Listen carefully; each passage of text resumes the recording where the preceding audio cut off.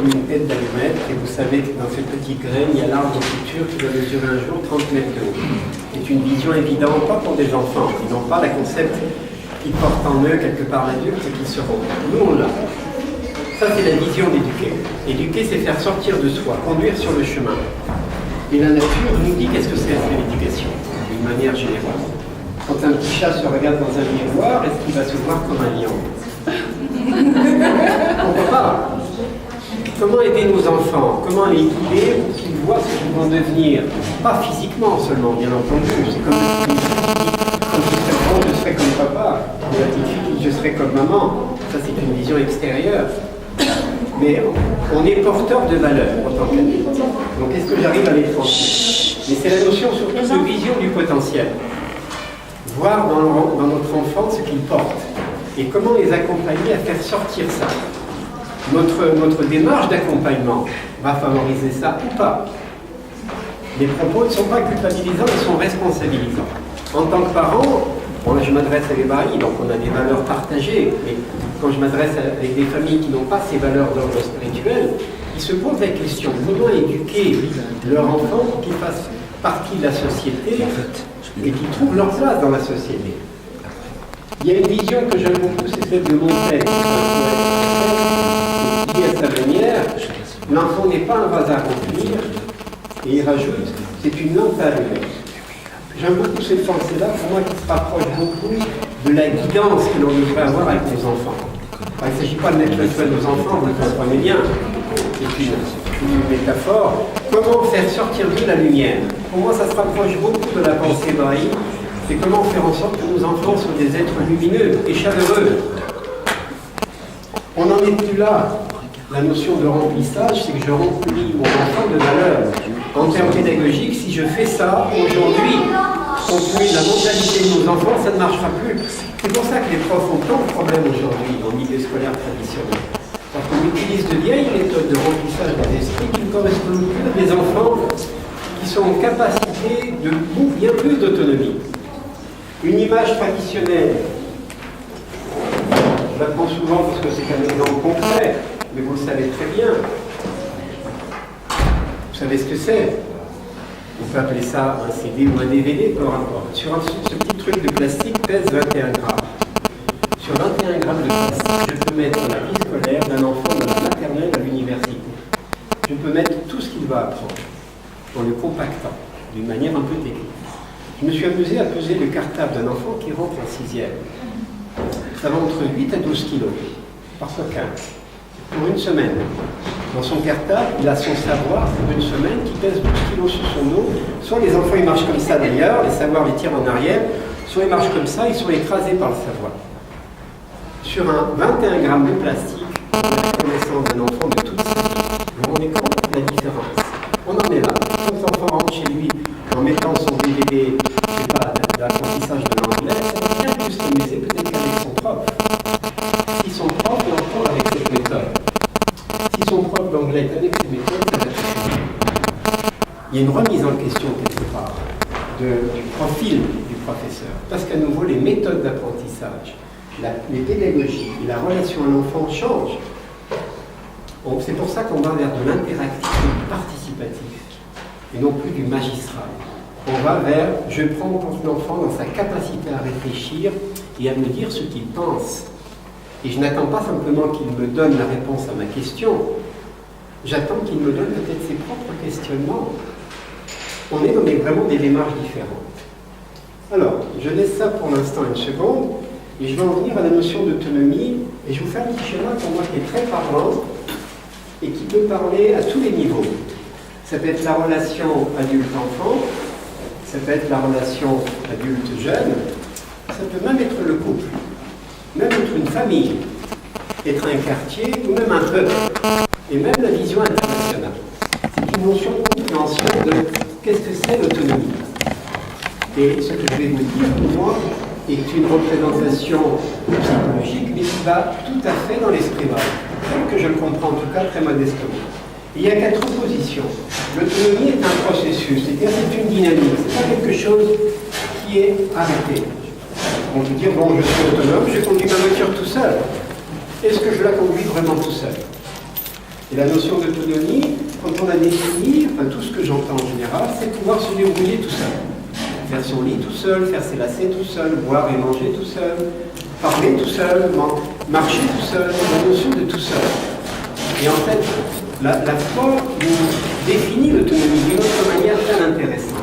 Et en même temps, acquérir l'autonomie nous amène à passer 4 étapes très particulières, que l'on a tous vécues, et que l'on vit peut-être encore. Jean-Marie ?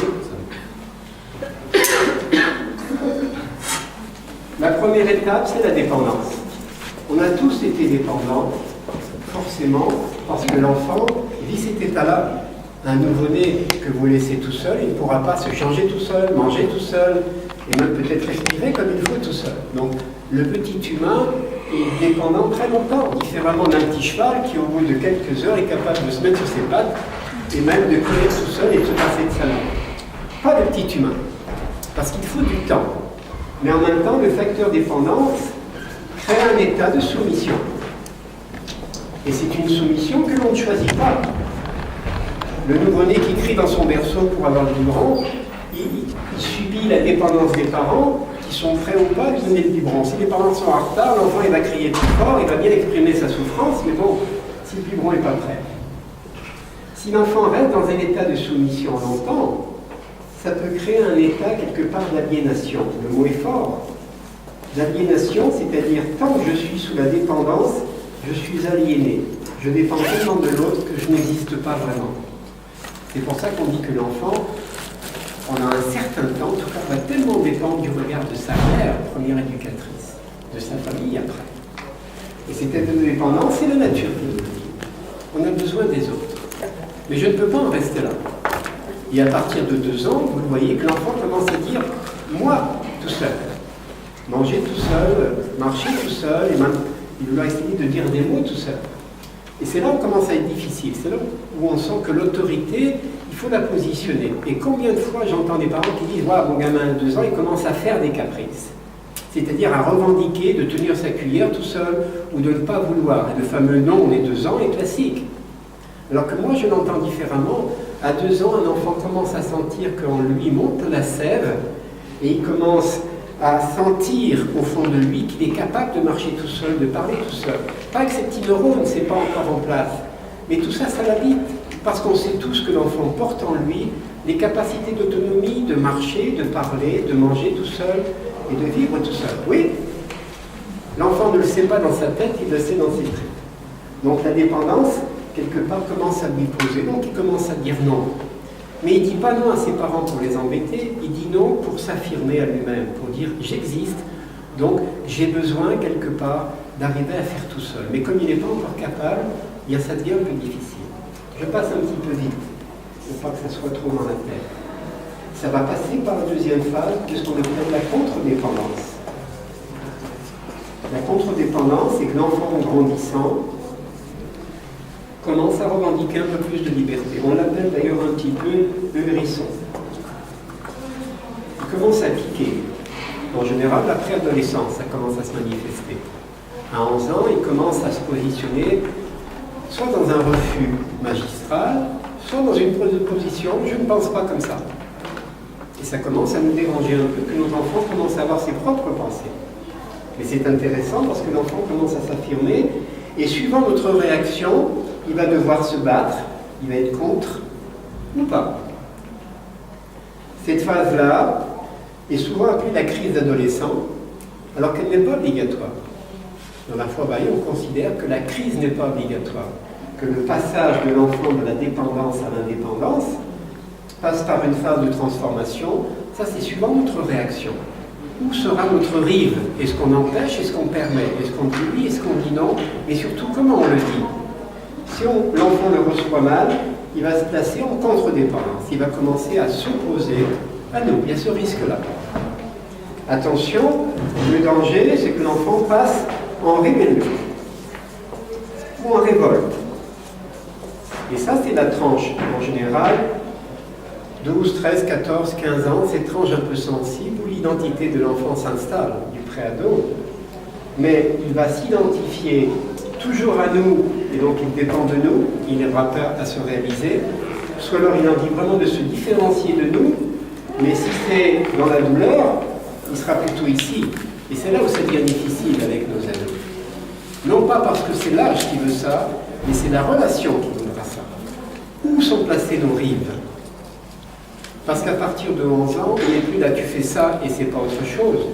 À 11 ans, on a beau lui dire tu fais ça et pas autre chose, l'enfant dit mais moi je pense différemment. Surtout dans la foi variée, on ouvre l'expression. Donc déjà, on rentre dans la négociation. Notre enfant est fait pour l'indépendance. Je peux juste vous interrompre? Bien sûr, à tout moment. Là, justement, est-ce que c'est vraiment... Il n'y a pas que nous, quand même. Parce que, par exemple, un enfant, un ado qui veut fumer, il y en a un à qui on dit que c'est pas bien et on lui explique, il ne va pas fumer. Il y en a un autre, quelle que soit l'explication, l'évidence qu'on peut lui montrer, il va quand même fumer. Donc, est-ce que ça dépend de nous? Qui doit prendre la décision de ne pas fumer ou de fumer? Ah ben, c'est lui. C'est lui, parce qu'il peut fumer en cachette sans problème. Donc la question, c'est comment je vais l'accompagner à ce qu'il prenne la bonne décision. Moi, je pense que la bonne, c'est qu'il ne fume pas. Peut-être que lui, la bonne, c'est qu'il fume pour faire comme ses copains ou exister parce que tout le monde fume autour de lui. Un exemple concret. Ça me rappelle une déclaration que j'ai vécue avec une de mes filles. On ne fumait pas à la maison. Moi, je faisais beaucoup de sport, d'accord. On est tous fumés une cigarette par jour, donc c'était pas vraiment un gros exemple dans la maison. Donc 4 enfants, la question tout de suite qui m'est venue à l'esprit, quand ils vont atteindre l'âge de 11 ou 13, est-ce qu'ils vont fumer ou pas? Et puis apparemment, ça ne se passait pas dans la famille. Un jour, je vais taper à la porte d'une de mes filles, Micha. Je tape à la porte, ça ne répondait pas. Je tape un peu plus fort, ça ne répondait pas. J'appelle Micha, t'es là? On habitait au rez-de-chaussée. Alors je rentre, parce que j'étais un peu inquiet, je savais qu'elle était dans sa chambre. Puis je la vois arriver, elle saute, elle est à l'extérieur, elle saute par sa fenêtre à l'intérieur. Je dis, Micha, qu'est-ce que tu faisais dehors? Il me dit rien. Tiens, une drôle de réponse. Je dis, tu faisais rien dehors? Non, non, je faisais rien, mais ça m'a l'air de me répondre, m'a mis un peu la puce à l'oreille, vous savez. Puis, c'est bizarre, mais je ne fume pas, et pourtant, j'ai l'impression, dans ta chambre, il y a un nouveau parfum que je reconnais comme Marlboro. Alors je plaisantais, je dis ça comme ça, tu sais. Il me dit, mais je fume pas. Je dis, mais je t'ai pas dit que tu fumais. J'ai dit que je sentais le parfum de la Marlboro. Tu fumais, Micha? Je dis, mais non, je ne fumais pas. Je dis, mais pourquoi tu me dis sur ce ton-là? Il dit, je dis comme je veux. Il dit, oui, ok. Mais tu peux me dire, non, non, papa, je ne fumais pas. Tu pourrais me dire ça comme ça aussi. Mais je ne fumais pas, tu sais. Mais écoute, plus tu me le dis, plus je me pose la question. Parce que j'ai l'impression que ça sent quand même la cigarette. Et vu que je ne fume pas, et que tes frères et soeurs ne fument pas, et que ta mère ne fume qu'une cigarette le soir, c'est quand même étonnant. Peut-être que ce parfum est venu de l'extérieur. Et je sentais qu'elle était mal à l'aise. Je dis, écoute, Micha, arrêtons de jouer tous les deux. Toi, tu joues la souris, tu me mets en position du chat. C'est pas une position. Et je me suis posé la question, qu'est-ce que je fais? Qu'est-ce que je dis à ce moment-là? Une petite voix m'a dit, attention, tout ce que tu sais, mets-le en pratique. Alors je me suis dit, Micha, tu connais ma position par rapport à la cigarette. Tu connais toutes les explications sur les bienfaits et les malfaits de la cigarette, surtout les malfaits. Donc je n'ai rien à te dire. Je n'ai rien à te dire. Donc, si tu veux fumer, comme visiblement, en tout cas olfactivement je le sens, c'est une décision que tu prends pour toi. Mais ne te cache pas. Assume-le. Tu veux fumer, assume. Donc ce soir, tu dis à tes frères et sœurs, et à ta mère, et puis en famille, tu dis voilà, je fume. Assume. Et vis-le. Tu veux fumer, tu fumes. Mais ne te cache pas. Puis je me suis dit, est-ce que c'est bien ce que je dis? Est-ce que c'est pas bien ce que je dis? Est-ce que je ne suis pas très encouragé? Alors j'ai rajouté pour me sécuriser, tu connais mon point de vue, je ne suis pas d'accord avec la cigarette. J'ai rajouté ça parce que j'avais les chocs. Bon, et j'ai laissé avec ça. Le soir même, mon épouse sort dehors pour fumer sa clope, et je vois Micha qui va vers sa mère, maman, je peux fumer avec toi? Du coup, ma femme, du coup, elle fait tomber sa cigarette tellement elle est surprise. Mes frères et sœurs qui se mettent debout disent, Micha, tu fumes? Je dis, elle a décidé de fumer. Ça lui appartient. C'est une décision qui lui appartient. Simplement, les règles, c'est qu'on ne fume pas à la maison. Elle respecte les règles. Le reste la considérait. Ça a duré une semaine. Au bout d'une semaine, Micha a décidé, en toute indépendance, mais ce n'est pas encore le vrai mot, en fait, elle a décidé en étant ici, elle a arrêté de fumer. Je ne dis pas que c'est la bonne chose, je dis que ça m'a beaucoup fait réfléchir, cette relation-là. Parce que je savais que si j'interdisais, Micha, compte tenu de son caractère, allait rentrer là. Et ça devenait un conflit. Et d'une manière ou d'une autre, elle allait fumer. Elle avait quel âge? 13. 13 ans. T'as quand même eu de la chance, parce qu'il y a beaucoup d'enfants qui continuent. Hein. Je sais c'est pas. un cas particulier. Je sais pas non. Et tu parles et t'as la bonne. Non. je n'aurais pas cette prétention-là parce que ça m'a Non, questionné. Mais tu sais, en discutant de ça avec d'autres parents, je me suis aperçu que dans les mêmes situations, notre comportement, à nouveau, tu sais, les rives et le fleuve jouaient beaucoup. Et après, j'en ai discuté avec mon épouse qui dit, moi, je crois que j'ai la même position que toi. L'idée, c'était, compte tenu du caractère de Micha, c'était de se positionner dans une confiance et une prise de responsabilité, en co-responsabilité. La responsabilité que j'avais, c'est de lui dire ce que je pensais, de ne pas me laisser croire que j'étais d'accord. Et la règle, c'était qu'on ne fume pas à la maison. Et sa responsabilité, elle, c'était d'assumer son choix. Et si par exemple l'adolescent continue, donc ça fait 1 an, 2 ans, est-ce qu'on peut se permettre de revenir, de reparler de ça Oui. Ou ça va retomber encore dans le truc de Peut-être. Je vais continuer pour aller jusqu'au bout parce que c'est ce schéma-là qui m'a permis de Et moi j'ai comprendre. encore une petite question sur l'indépendance ici. Oui. Est-ce qu'on parle plus d'indépendance de pensée ou c'est vraiment une indépendance totale? L'enfant pense Ça va avec. sort et il n'a plus besoin de ses parents, on va dire, pour ne plus rentrer dans un cadre de soumission. Ok, c'est possible. Mais c'est une question, parce que dans ton cadre. Quand l'enfant, il peut avoir une indépendance financière. Oui, voilà. Pendant que mes gamins, à 12 ans, ils voulaient avoir leur compte chèque. Ils auraient géré leur argent, et j'ai trouvé ça très intéressant parce qu'avant, on avait beaucoup consulté sur comment l'argent se passe à la maison. Ils avaient de l'argent de poche, en plus ils avaient de l'argent qu'ils gagnaient, mais en même temps, je me suis aperçu qu'avant, d'une manière égale, on donnait de l'argent à tous les enfants de la même manière, puis ils se sont dit, c'est pas juste. Je dis, comment c'est pas juste? On vous donne la même somme. Je dis, justement, mais c'est pas juste. Et une de mes filles, la plus grande, dit, moi j'ai besoin de plus d'argent que les autres, parce que j'ai plus de frais. Je dis, comment ça t'as plus de frais? Elle dit, oui, j'ai plus d'envie. Et regarde Micha, elle garde son argent de côté. Je dis, mais elle a le droit de le conserver. Elle dit, oui, mais moi j'ai plus besoin d'argent, donc je veux renégocier la consultation sur l'argent. Et j'ai trouvé ça très intéressant. Après, on a dit, bon, quels sont vos besoins? Et Marjolaine avait besoin du double des autres. Grégory, notre fils, dit, moi, la moitié, ça me suffit, je ne sais plus combien on leur donnait. Et puis les autres ont choisi la somme qu'ils voulaient. J'ai trouvé ça très intéressant. Et ça venait d'eux. En toute responsabilité, bon, Marjolaine, je la trouve un peu excessive. Mais toujours plus, chaque mois, on remettait en question le truc. Mais j'ai trouvé intéressant qu'ils veuillent leur indépendance financière en fonction de leurs besoins. Alors ça peut être après l'indépendance de milieu, je veux ma chambre, je ne veux plus dormir avec ma sœur. Ça peut être l'indépendance de pensée, moi je pense ça, et toi papa tu penses autre chose. Ça peut être l'indépendance d'activité, je ne pars plus en vacances avec vous, j'ai envie de partir avec mes copains. Toutes ces questions-là, après comment on se positionne, ça va? Donc la notion de moi tout seul est une étape importante. Notre société traditionnelle a tendance à penser que ça s'arrête là. Que être autonome, c'est être indépendant. Attention, indépendant, il y a un peu de dépendance, j'ai besoin des autres, mais je gère mon besoin avec les autres et donc je gère mon indépendance. Le piège magistral, c'est celui qu'on a vu tout à l'heure, et je le mets en noir parce qu'il est terrible, c'est l'individualisme. Et on va entendre la plupart des jeunes, surtout, qui disent c'est ma vie, j'en fais ce que j'en veux. Avec l'alcool, la drogue, on peut trouver tous les extrêmes parce qu'ils pensent que les choix qu'ils font ne dépendent que d'eux. Et c'est une vision très égocentriste des choses, c'est un piège majeur. En Pambaï, on ne tombe pas dans ce piège.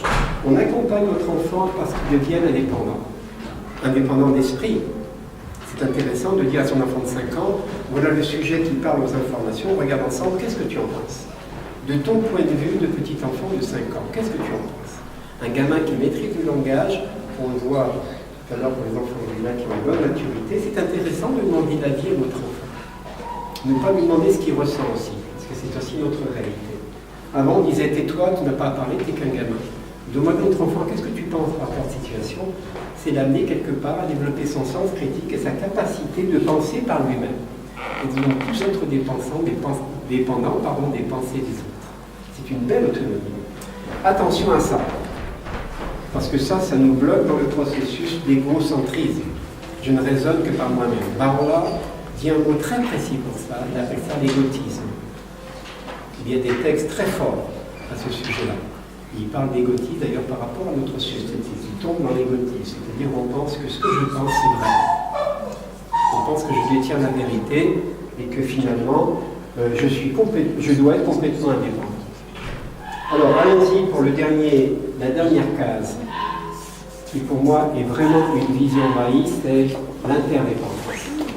On nous parle à Poulba d'ailleurs dans certains écrits, donc les leçons de Saint-Jean d'Arc, on parle d'interdépendance. Il dit que le monde aujourd'hui doit être interdépendant. C'est-à-dire qu'il y a une rencontre des points de vue, le processus de consultation passe l'interdépendance. C'est avec l'autre ou les autres. Alors c'est un terme qui est intéressant parce qu'on va trouver dépendance. On a besoin des autres pour vivre. Je ne peux pas me passer de mon boulanger, à moins que j'apprenne à faire mon pain. Mais même si j'apprends à faire mon pain, qu'est-ce qui va me fournir la farine? C'est bien quelqu'un d'autre. Donc on est dans un processus de besoin des autres. On doit être indépendant. On doit faire l'apprentissage de pouvoir gérer sa vie et se prendre en charge. Mais on est dans le terre, on fait partie d'un monde, et ce que je fais a des conséquences sur les autres, invariablement. Mais la différence de l'interdépendance avec les autres cases, c'est que là, quand je décide de vivre avec les autres et que j'ai besoin d'apprendre quelque chose avec les autres, quelque part, je le choisis. Et donc c'est une forme de dépendance qui est libre. Et c'est là où se situe notre libre arbitre. Je choisis les choses. Alors c'est un processus qui est très intéressant quand on comprend cela, parce que si je parle du couple, c'est pareil. Le couple qui vit souvent un état de dépendance, dit j'ai besoin de toi pour vivre, en général ça dure 6 mois, ça ne doit pas durer plus d'un an en tout cas. D'accord? Parce que si ça dure plus d'un an, c'est que le couple va avoir sérieux problème. Parce que tout simplement, à un moment donné, l'un dira, bon écoute, j'ai besoin d'un week-end tout seul. Comment, tu vas me laisser toute seule? C'est là que la crise commence à venir. Les couples baïs, normalement, doivent cultiver ce processus de... Il y a un temps, forcément, qui est très fusionnel, mais qui doit donner la place à cette capacité d'être autonome pour très vite construire un couple d'interdépendance. J'ai besoin de toi pour progresser, mais je n'ai pas besoin de toi pour exister. Ouais, je ne comprends pas le dernier, l'interdépendance, c'est-à-dire que ça, c'est à nous, parents, de l'apprendre à l'enfant. Par exemple, l'enfant, sans être vraiment individualiste, il pourra dire, maintenant j'ai 18 ans, je peux me coucher à l'heure que je veux, je peux manger quand je veux, c'est ma santé, c'est mon problème, ça ne vous regarde plus. Et on lui explique que bon, ça nous fait quand même mal si jamais il se sent mal, on veut qu'il arrive à continuer ses études correctement et tout ça. Et comment faire ressentir l'interdépendance, comme quoi lui faire ressentir que c'est important pour nous, c'est à nous de lui dire, ou on attend qu'il se le...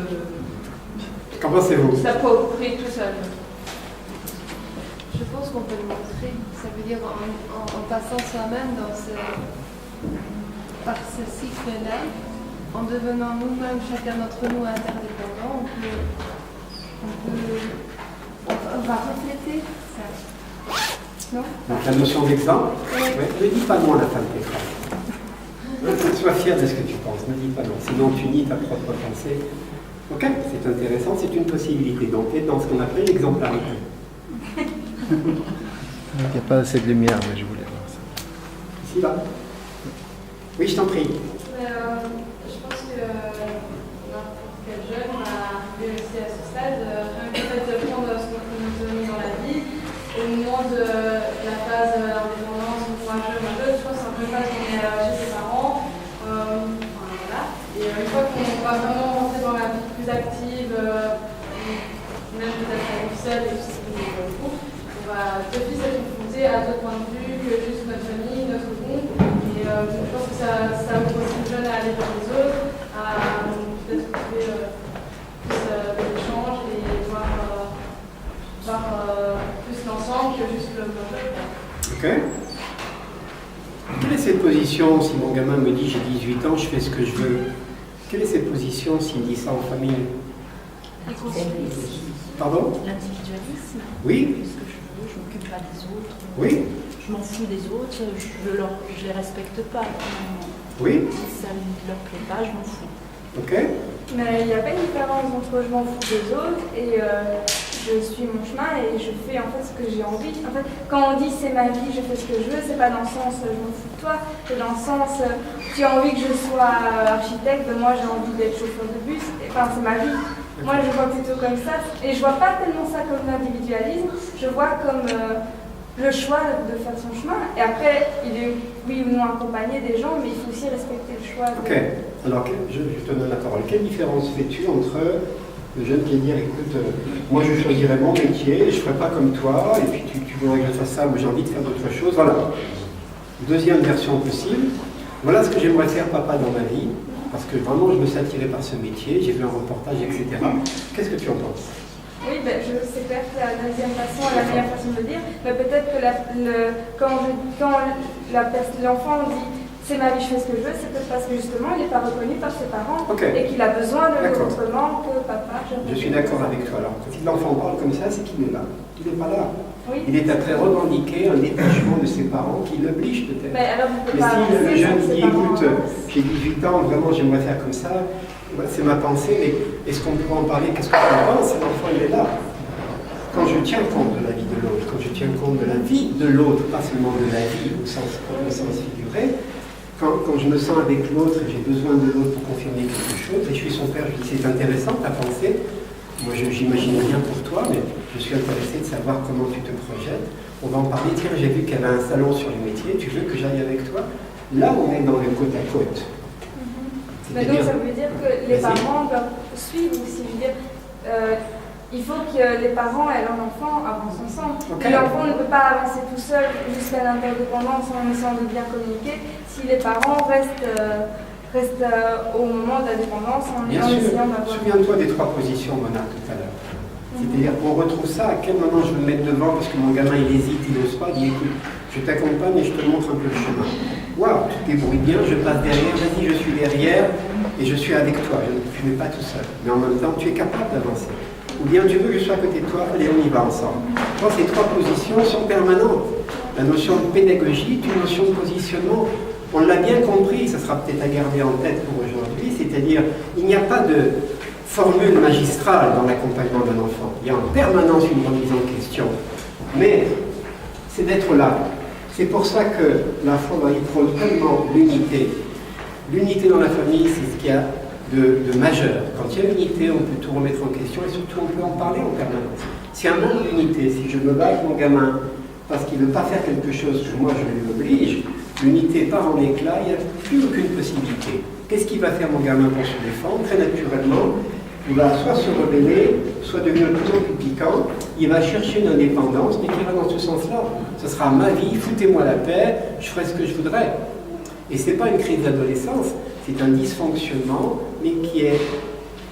Quand le fleuve dysfonctionne, c'est que les rythmes ne sont pas à leur place. À nouveau, il y a co-responsabilité. Tu vois, dans ce que tu es pas. Oui, François, je t'en prie.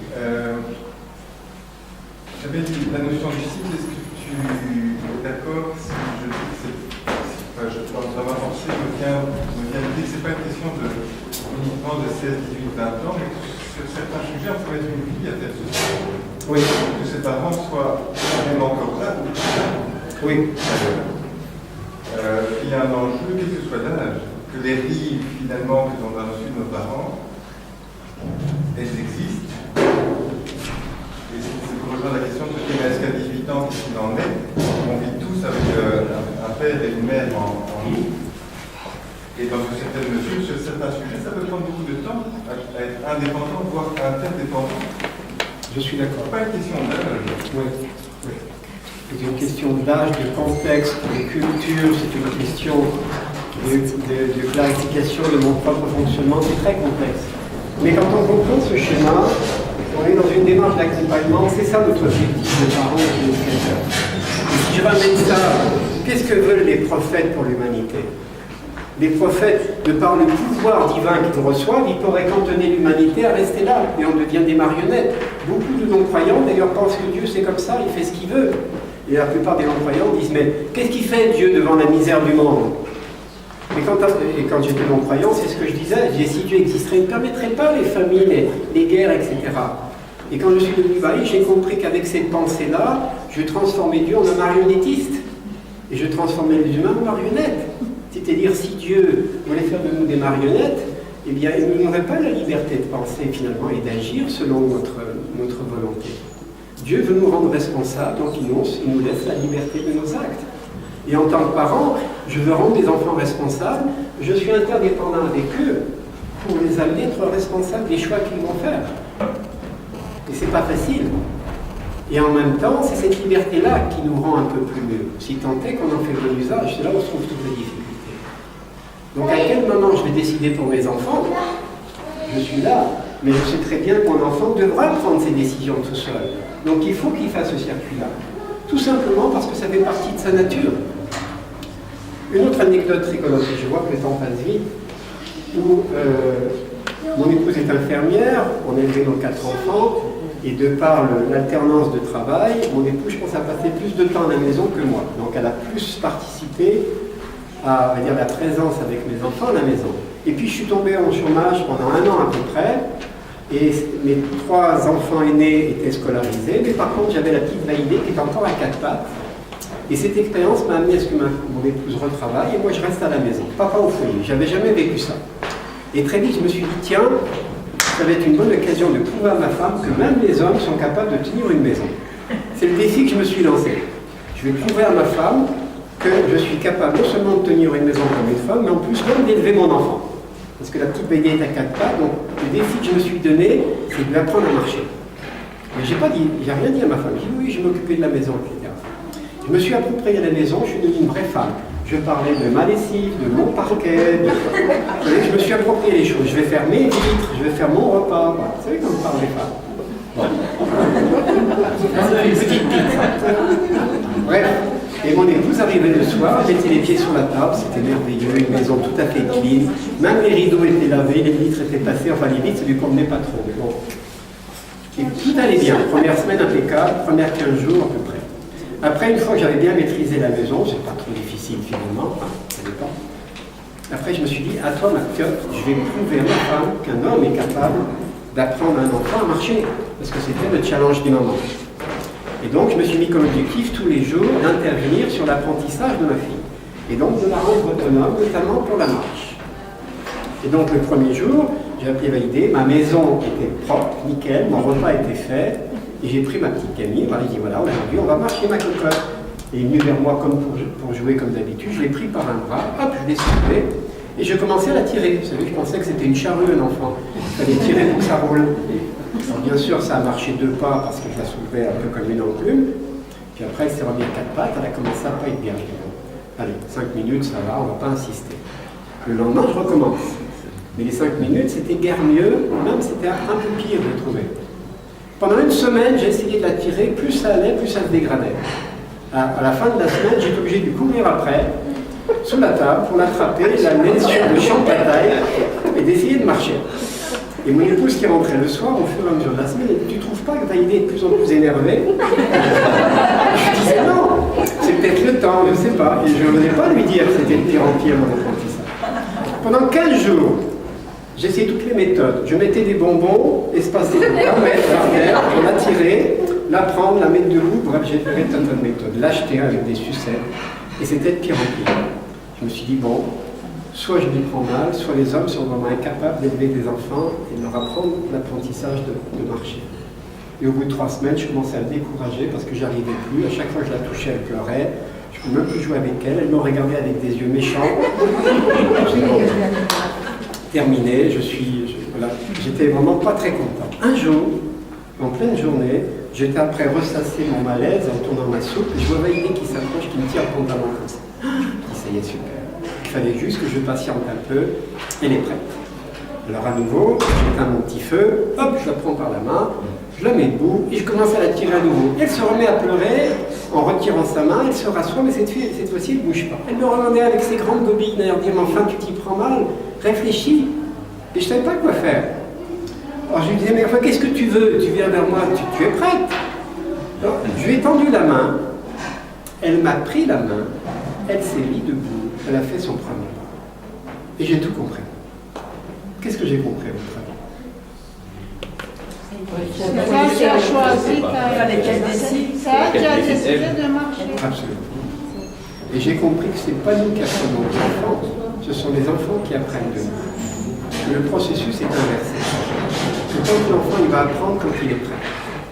Nous, on est là pour l'accompagner au moment où il est prêt. Pour la propreté, pour le langage, pour la marche, mais pour tout le reste. C'est comment être prêt nous-mêmes à l'accompagner quand il est prêt. Il y a une belle phrase de poète qui dit qu'on ne peut pas tirer une fleur par les pétales pour l'obliger à éclore. Il faut que le jardinier soit là, par contre, pour favoriser l'épanouissement. Oui, je t'en prie.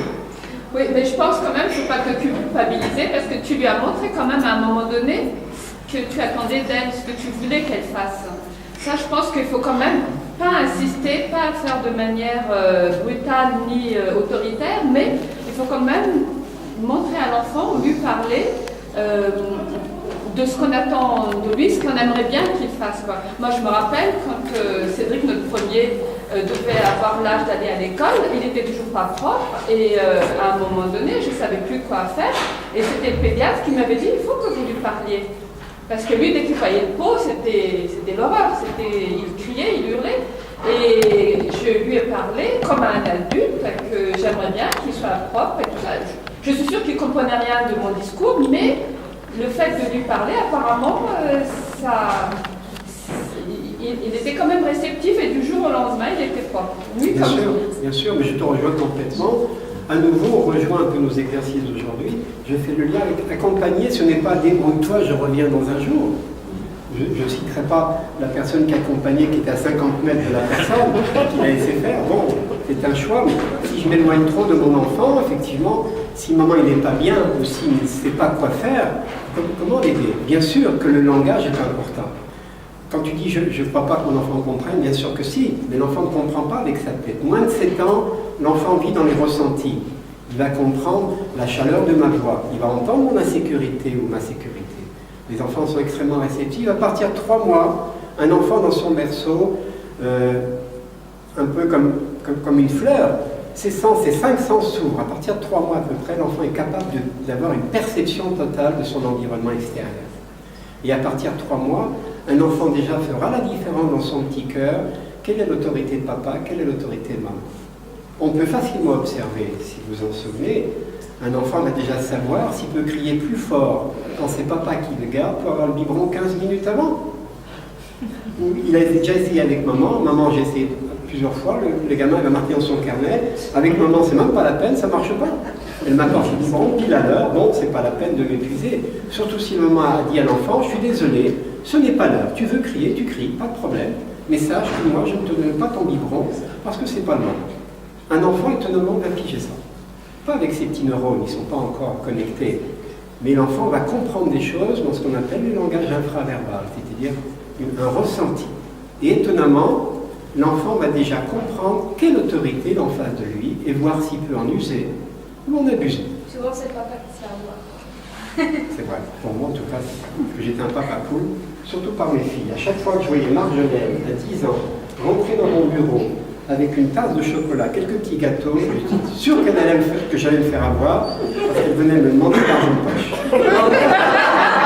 Elle ne commençait pas par dire « Papa, j'ai besoin de 10 euros ». Mais papa, je t'amène ton petit chocolat avec tes petits gâteaux que tu adores, mon petit papa chéri d'amour. Et dans ses yeux, le signe d'euro. J'étais sûr de me faire avoir. Grégory a passé même par la porte. Alors je termine peut-être pour respecter notre temps, la notion de faire preuve d'autorité. Je le redéfinis.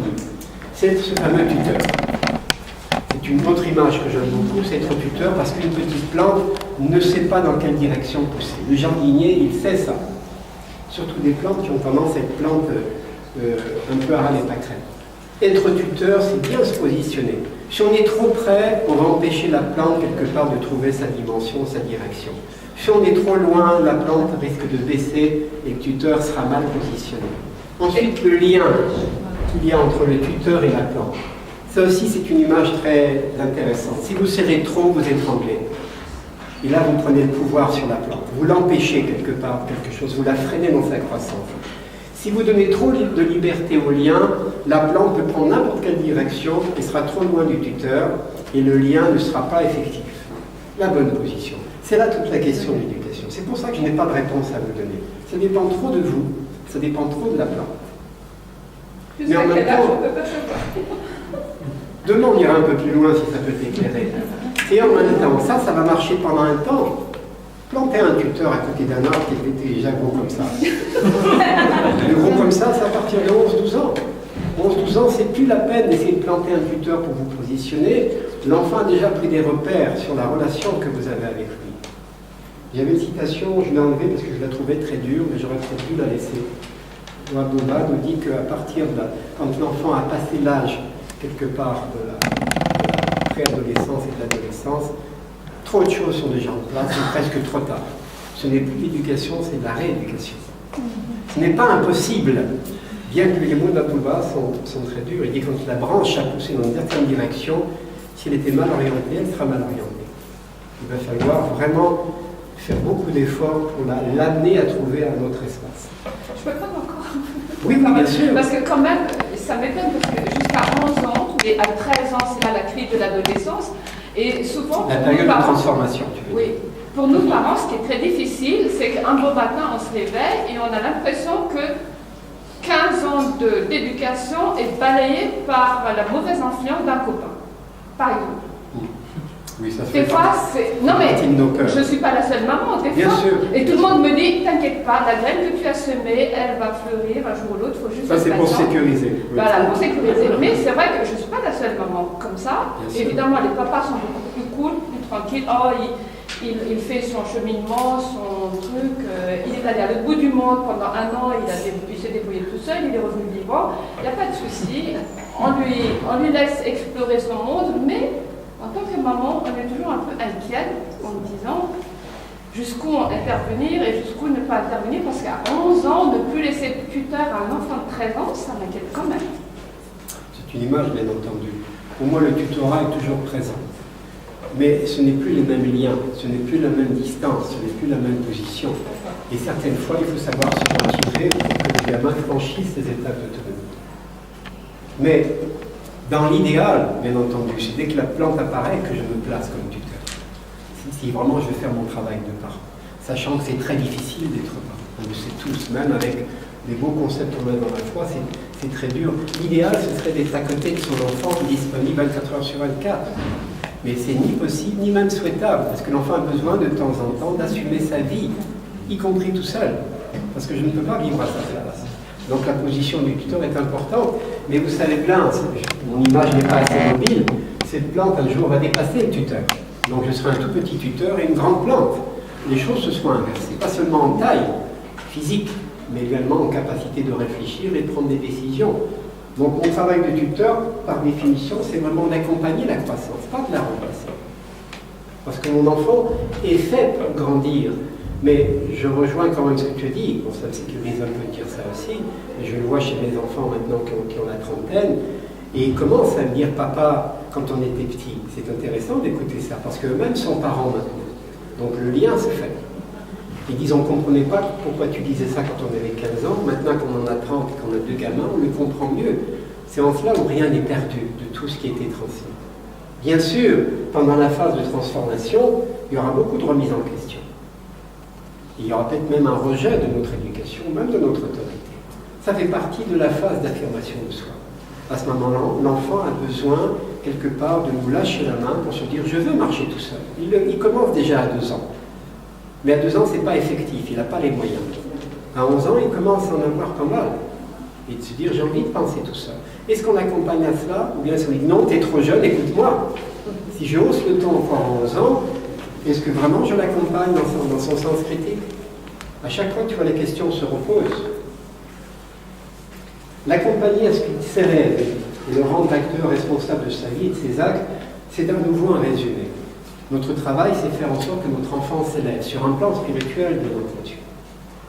C'est pour ça que je ne donne pas de réponse, il faut faire comme ça à tel moment avec tel enfant. Je ne peux pas dire ça. C'est trop lié à ce qu'est l'enfant, à ce qu'est vous-même, à votre contexte de vie, à vos propres valeurs. La foi nous donne les grandes lignes d'orientation, et ce sont les plus fortes. C'est comment accompagner notre enfant dans l'élévation. Pas physiquement, il n'a pas besoin de nous pour ça. Mais spirituellement, oui. Et c'est ça l'interdépendance. C'est que nos gamins ne disent pas « je peux me passer de vous ». C'est « papa, maman, qu'en pensez-vous » Voilà, telle pensée je l'ai. Si la communication est là, si l'ouverture d'esprit est là, si l'enfant a toujours senti qu'il avait un espace entre nous et lui, un espace de liberté d'expression, de par la communication, l'enfant sera toujours intéressé de connaître notre avis. Donc c'est lui-même qui sera ici, c'est pas nous qui l'aurons poussé. Si l'enfant sans le respect, sans la confiance, sans notre désir de l'accompagner au mieux, de temps en temps, il montrera un peu des signes d'opposition, mais il passera facilement. C'est pour ça que dans la foi, je ne sais pas si vous avez fait le livret 5, vous ne l'avez pas fait, je vous le recommande, qui pose vraiment des questions. Et ce livret 5, certains concepts remettent en question même des pensées de Freud, qui disait que la crise d'adolescent est une vraie maladie. Aujourd'hui, on connaît en psychologie spirituelle et même de dire que la crise d'adolescence n'est pas du tout obligatoire. C'est une phase de transformation. C'est là où se situe la crise. Mais ce n'est pas une crise si tant est que l'environnement est propice à l'écoute et à la discussion. Mon enfant va peut-être claquer quelques portes et s'opposer à quelques décisions, mais il ne sera pas en opposition mais en rébellion, comme on voit bien trop souvent maintenant, où il y a véritablement du conflit.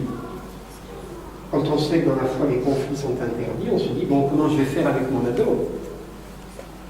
Ben, étonnamment, il n'y a plus besoin de conflit, il y a besoin vraiment de se parler. Alors les dernières images, c'est celle-ci, ce sera vraiment de passer de lui tenir la main, c'est moi qui décide pour lui, à lui proposer notre main, à lui tendre la main. Cette image me parle beaucoup parce que c'est l'expérience que j'ai vécue avec Naïdé, et elle a marché. Et je me suis aperçu que ce n'est pas moi qui lui ai appris à marcher. Elle a appris à marcher avec moi. Ce n'est pas pareil. Et elle m'a bien fait comprendre qu'est-ce que c'est l'interdépendance. Parce que toute seule, elle n'y arrivait pas. Et en même temps, elle portait en elle la capacité de savoir marcher. Nos enfants portent en eux la capacité d'être un jour des adultes acteurs de ce monde. Est-ce que j'y crois? Si j'y crois, j'ai confiance en eux. Si je n'y crois pas, je n'ai pas confiance en eux, donc je vais prendre le pouvoir. C'est aussi simple que ça. Mais c'est dur d'avoir confiance. Et bien souvent, notre manque de confiance en nous génère le manque de confiance en eux. La petite phrase qui va avec, la loi qui dit « Pour les bonnes et les mauvaises actions, il est libre. » Il parle de l'individu ou même de l'enfant. Il les commet selon son propre vouloir. Là, on peut dire que c'est clair que la définition de libre arbitre. Je termine vite fait, parce que ça va avec, demain on passera à autre chose. La définition du cadre intérieur. Et ça, c'est un concept qui est purement varié également. C'est en tant que parent, j'ai tendance à me mettre autour de mon enfant et quelque part à l'encadrer. Et quand j'interroge les familles, les couples traditionnels, qu'est-ce que c'est avoir l'autorité sur un enfant? C'est poser un cadre. Et qu'est-ce que c'est poser un cadre? Ils vont me dire, c'est donner des règles, de lui donner des devoirs, pas seulement les devoirs à l'école, mais il y a des règles. Des règles en famille, des règles à l'école, des règles sociales, on doit s'arrêter au feu rouge, des règles dans la vie, parce qu'il y a des règles universelles. Sauter du 3e étage, vous allez voir le bruit que ça fait, le mal qu'on a, ça s'appelle la loi de la pesanteur. Étant soumis à des règles universelles, il est normal que les adultes qui vivent ensemble établissent des règles. Voilà. Et ça, c'est le concept traditionnel de l'autorité. Le concept, il va plus loin que ça. Parce que ça, c'est le concept de la peur du gendarme. Et peut-être qu'on fait tous la même chose. Quand je vois un radar, je lève le pied parce que je me suis aperçu sur mon cadran, j'en ai un peu plus vite. Je passe le radar, je peux lui faire comme ça. C'est un radar, c'est plus un képi, mais c'est le même principe. 1 kilomètre plus loin, je sais qu'il n'y a plus de radar, je peux réaccéder et gagner à l'aide. 10 km de plus. C'est le même principe. Si je retire le câble, si je ne suis pas là, et que mon enfant est tout seul avec la télévision, selon ce principe, qu'est-ce qui peut se passer? Pardon? Il va abuser. Il peut abuser? Oui. Bien sûr. Oui. Si je représente l'interdiction, si je représente la règle, si en tant que personne, on est porteur de cette autorité, si on est porteur du cadre, mon enfant va vite piger que si les parents, c'est les règles, quand il n'y a plus de parents, il n'y a plus de règles. Et je fais ce que je veux à la limite. Et l'enfant construit dans son esprit que la notion d'autorité, elle est portée par les autres. Le concept veille va plus loin que ça. Il dit, non seulement il faut encadrer nos enfants, très tôt au berceau leur donner des règles de conduite, et quand je dis au berceau, c'est vraiment au berceau, y compris pour leur biberon ou pour toute autre chose. Donc ça sera beaucoup parler à son enfant et lui dire, même s'il ne comprend pas avec sa petite tête, il va comprendre avec son cœur, voilà, je fais ça, ou je ne fais pas ça, je te donne ça, ou je ne te le donne pas. Ça, c'est le cadre rouge. Mais le travail qu'on a à faire, c'est avant tout celui-ci. C'est-à-dire comment? Parler à son cœur. Oui, mais c'est à nouveau un cadre. Ça, c'est lui-même qui se fait. Oui. C'est sa propre cadre. Oui. Oui, c'est une des plus belles qualités qu'on doit éveiller chez nos enfants, de façon à ce que ça se transforme en capacité. Quand je fais sortir ma qualité de moi, elle devient une capacité, je suis capable de. Et cette capacité, quand je la mets en œuvre et qu'elle dure dans le temps, elle devient un comportement. Ça s'appelle l'autodiscipline, ou la responsabilisation. Et c'est les bases de la formation du caractère. J'apprends à mon enfant très tôt à être responsable de sa vie, pour acquérir son autonomie en toute interdépendance dans ce monde. Connaître ses limites, tout seul. Ils connaissent ses limites. Pour moi, l'éducation, c'est une démarche pédagogique permanente. Il y a une bougie sur la table, mon enfant a 3 ans, qu'est-ce que je fais? J'ai 3 possibilités à chaque fois. Tu touches pas ça! On l'enlève? Je lui interdis, je l'enlève parce que je veux pas qu'il se passe pas, mais moi j'ai envie de mettre une bougie sur la table, j'ai le droit. Et je la mets seulement quand mon enfant n'est pas là. Ou mon enfant est là parce que c'est la fête des 19 jours ou je sais pas quoi, et c'est une commémoration, je mets une bougie sur la table. Mais s'il faut que je sois toujours derrière mon enfant pour pas qu'il la touche, je le laisse faire. Écoute, débrouille-toi, hein, quand tu te seras brûlé, tu verras bien. Bon, s'il fait pareil en montant sur la fenêtre alors qu'on habite au 4e étage, les conséquences seront plus graves. Ou bien je l'accompagne à ce qu'il découvre ce nouvel apprentissage, de façon à ce qu'il développe son cadre intérieur, c'est-à-dire ces règles qu'il va se donner lui-même en fonction de l'environnement, de façon à ce qu'il acquiert sa capacité d'autogestion et de responsabilisation. Ça va, vous me suivez dans l'idée? Oui, comme tu disais, on ne peut pas toujours l'histoire de sauter par la fenêtre ou la drogue. On peut accompagner l'enfant, accepter qu'il fume une cigarette dans la maison. Enfin, bon, des fois on... Attention, je n'ai pas accompagné ma fille à fumer une cigarette. Oui, je l'ai accompagnée à ce qu'elle décide ce qui est le meilleur choix pour elle. Voilà. Mais des choses comme la drogue ou autre, là il faut être ferme. Et je pense qu'il n'y a pas de discussion possible. Je n'ai rien à dire, ce sera un trompe-l'œil. Je connais des parents qui ont vécu ça. Je connais des parents qui ont vécu ça, qui ont essayé tout. La menace, non seulement la fermeté, mais qui a enfermé leur gamin dans une chambre pour pas qu'il côtoie les gamins du quartier où il s'approvisionnait. Le gamin, il sautait par la fenêtre, du 2e étage, en plus, d'un balcon à l'autre. Enfin bon, ils ont bien vu que l'interdiction n'était pas suffisante. Et c'est pour ça que je n'ai pas de réponse. Quoi faire avec cet enfant, je ne sais pas. Il faut connaître l'enfant et les parents. Quelle est leur position? Quelle est leur histoire? Mais ce que je vous dis commence au berceau. Et pour moi, ça, c'est un concept qui est fabuleux.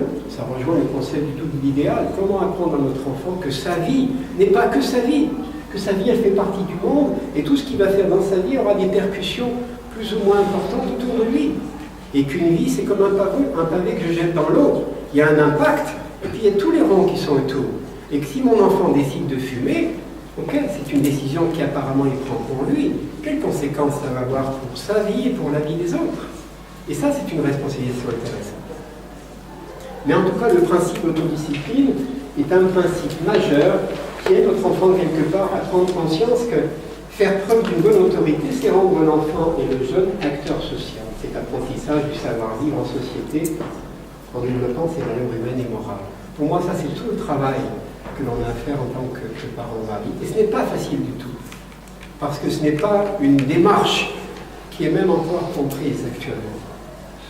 Que beaucoup de psychopédagogues ou de pédopsychiatres sont encore dans le positionnement des règles, mais ça on le sait bien. Mais on s'aperçoit encore une fois qu'on peut générer chez notre enfant la réaction face à ces règles. Ça par contre, ça peut se commencer très tôt. Oui François? Je voulais poser la question de savoir si l'un exclut l'autre. Est-ce que finalement le cadre parental n'est pas nécessaire pour permettre aussi à l'enfant de se situer? Bien sûr. Oui, je te rejoins. Je crois que tu poses la question puis tu poses l'affirmation en même temps. Mais mes deux cadres sont bien présents. Il ne s'agit pas de faire confiance à mon enfant, mais écoute, on part toute la soirée, on va chez des amis, tu as 7 ans, tu es capable de gérer ton repas, tu vas gérer la télévision, tu vas regarder des DVD, puis tu te couches à l'heure que tu veux. Je ne peux pas donner toute cette confiance à mon enfant. Je vais être OK avec lui dans sa capacité, où en est son propre cadre. Est-ce qu'il est capable de gérer tout ça ou pas? J'en parle avec lui et je vérifie. Pas en termes de contrôle, je vérifie est-ce qu'il est en capacité. Mais ça rejoint cette notion de communication, de dire et de recevoir. Pas seulement d'expliquer. C'est de créer avec l'enfant quelque part cette capacité, de croire en ses capacités. Moi j'y crois, mais est-ce que toi tu es capable? Est-ce que tu te sens capable? Peut-être que l'enfant dira en toute honnêteté, si tu me laisses tout seul, je vais pouvoir zapper sur la télévision. Non, je suis désolé, je ne suis pas d'accord avec ça. Et on le voit bien, plus l'enfant devient ado, plus il faut créer une notion de négociation, de quoi il est capable, et moi aussi de quoi je suis capable dans mon acceptation. Alors, il est 19h14, je vais me faire gronder par le comité, parce que je dépasse le temps. Je termine par les 4 relations, les 4 positions relationnelles. C'est un petit outil qui nous permet de vérifier où on en est. Et cet outil-là, on peut même le voir dans la relation de couple. Mais je le garde dans la relation adulte-enfant. Le couple, on va le voir demain. Il y aura de quoi dire. Les 4 positions relationnelles, c'est 4 positions pour moi qui développent des bonnes capacités de positionnement en tant qu'adulte. Dans la relation, je le répète, adulte-enfant ou adulte-jeune. C'est oser demander. Demander, c'est je souhaiterais, j'aimerais bien, ça me ferait plaisir, je serais heureux de que, je serais satisfait que. Mais attention, sans exiger. Quand je passe dans l'exigence, je passe dans un rapport de pouvoir. Quand je suis dans la demande, je suis dans un rapport d'autorité. Avec l'autorité parentale, la responsabilité que j'ai, je te demande de ranger ta chambre. Si l'enfant dit non, je dis bon, d'accord. Alors après, qu'est-ce que je fais avec ce non? Ça, je vous laisse la réponse. Justement, on n'a pas de réponse. Ça dépend de trop de facteurs. Soit j'abandonne et je me soumets à lui, donc c'est lui qui a le pouvoir sur moi. Je dis non, ok, terminé ce soir, mon vieux, pas de sortie. Et c'est moi qui prends le pouvoir sur lui. Je te retire ça. Je m'assois sur son lit, on va discuter. Alors ça dépend de l'âge de mon enfant, ça dépend de l'état de la chambre, ça dépend de ma conception de l'ordre, ça dépend de tellement de facteurs que je ne peux pas vous donner de réponse. Mais si je passe dans l'exigence, attention, je passe dans une démarche qui s'approche du pouvoir. Si je prends le pouvoir sur mon enfant, on n'a pas dit tout à l'heure ça, quand je prends le pouvoir sur quelqu'un, je l'empêche de prendre le pouvoir sur lui-même. Du fait que c'est moi qui le téléguide. Si je veux rester dans l'autorité, je vais me positionner dans l'autorité, donner mon point de vue, être dans la fermeté. Si les lois globales, il y a 2 qualificatifs importants dans l'autorité, c'est la fermeté et la bienveillance. Toujours en même temps. Toujours en même temps. S'il n'y a que de la fermeté sans la bienveillance, mon enfant va entendre fermeté, ne va pas entendre mon amour. Si je donne trop d'amour sans fermeté, l'enfant va entendre mon laxisme, il va dire ok, je fais ce que je veux avec mes parents, ils m'aiment tellement que super. Fermeté, bienveillance. Les deux vont l'un à l'autre. Donc, demander, c'est important. Je demande expressément, avec fermeté, que tu ranges ta chambre. Si tu ranges pas ta chambre, tu n'as pas le droit de sortir, là c'est un peu du chantage à mon avis, non? Tu l'as compris. Dès que je mets ainsi devant mes phrases, je pose une condition, et c'est souvent ma condition, c'est pas forcément la sienne. Deuxième position, oser refuser. Non, ce n'est pas possible. Non, je ne suis pas d'accord. Je regrette, mais c'est bon. Non, un point c'est tout. Non, parce que il peut y avoir toutes ces formes de non. Ça dépend de votre enfant, de la situation, de la demande qu'il fait. Attention, refuser ne doit pas être s'opposer. Quand je dis non, je ne m'oppose pas à toi, je me positionne dans une vision différente des choses, je peux expliquer ou pas. Il y a des choses qui ne sont pas négociables avec les enfants. Tout ce qui est lié à sa santé physique et à la sécurité psychologique, je n'ai pas expliqué les choses. Je suis désolé, il n'est pas question qu'on fume un pétard ensemble. T'as 15 ans, tes copains font ça, ici, pas du tout. Tu veux fumer à la maison? Non, non, il n'en est pas question. Tu veux fumer, tu veux prendre cette responsabilité, tu l'assumes, moi c'est non. Toi c'est oui? Ok, tu assumes. En psychopédagogie ou en pédopsychiatrie, on dit surtout, et dans la foi religieuse que je me rapproche, ne jamais rentrer en conflit avec nos enfants et nos amis. Ne pas rentrer en conflit. Et c'est bien que le conflit, dans cette nouvelle révélation, soit interdit. Le conflit est interdit. Alors certains parents, quand je leur dis ça, je ne leur dis pas dans la foi voyant que le conflit est interdit, je n'ai pas le droit, mais je leur dis, il serait bien de penser que dans les relations humaines, le conflit n'est pas obligatoire. Parce qu'en psychologie, on a tendance à dire que le conflit fait partie des relations humaines. Moi, je m'oppose à cette pensée. Je dis que le conflit n'est pas obligatoire. S'il y a conflit, il faut le gérer. S'il n'y a pas de conflit, on n'est pas obligé de le provoquer. Si quelqu'un rentre en conflit avec moi, je ne suis pas obligé de rentrer en conflit avec lui. Je peux me positionner différemment. Et avec nos enfants, surtout pas. Parce que quand je rentre en conflit avec mes enfants, je leur apprends le rapport de force. Ils vont penser que les relations humaines, c'est aussi des rapports de force. En tant que mari, on n'est pas du tout dans cette démarche-là. Ok, c'est pas facile parce qu'on est dans une période de transition. Donc, je ne cherche pas à m'opposer à l'enfant. Parce que chercher à s'opposer, c'est pas simplement de ne pas être d'accord avec la pensée de l'autre, c'est que je m'oppose en plus à sa pensée. Donc, je l'empêche de penser ça. Et je crée le rapport de force. Donc, se positionner dans le refus, c'est important. Je ne suis pas d'accord avec ce que tu fumes. C'est ce que j'ai dit à Micha, et encore je ne savais pas ça. Je ne suis pas d'accord, tu le sais, je te le redis pour que ça soit clair entre nous. Et dans cette maison, on n'est pas d'accord avec ça. Par contre, toi, tu veux fumer, ça te regarde. Mais sache que la règle de la maison, c'est ça. Et dire que je serais triste si tu fumes, c'est du chantage? Non. Tu exprimes un sentiment. Oui.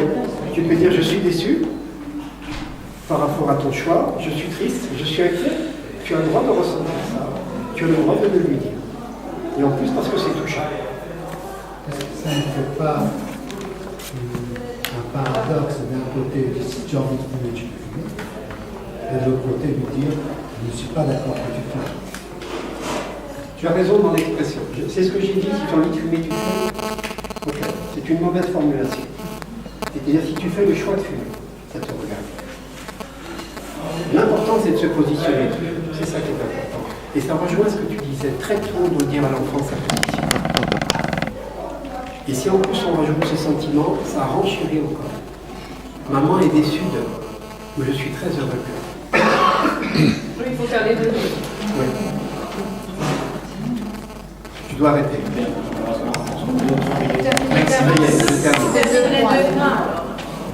Oser donner, attention sans attendre. Ça aussi, ça mériterait une bonne autre discussion. Est-ce qu'on pourrait reprendre les 4 points dans un politique? Oui, C'est tellement c'est très dense. En termes de comportement, c'est très concret en plus parce que j'ai mis en rouge, c'est pas pour rien, parce que rouge c'est danger, ça devrait clignoter maintenant. Dès que j'attends quelque chose sur mon enfant, surtout quand je lui donne quelque chose et que j'attends de lui une réponse, attention, ça va créer en moi un sentiment particulier. Parce que si j'ai pas ce que j'attends, ça crée de l'impatience, ça crée de la peur, ça crée tout un tas de choses. J'ai pour principe personnellement de ne plus rien attendre, mais tout espérer. J'espère tout de mon enfant. Ça rien attendre. C'est le principe du détachement. Oser recevoir sans se dire. Oser recevoir l'avis de mon enfant. Quel est ton avis sur ce point de vue? C'est intéressant. Allez, on va s'arrêter là, il y aurait plein de choses encore. Il y a une citation, on va demander pour demain matin, c'est de faire démarrer avec la Pardonnez-moi d'avoir tant dépassé les choses.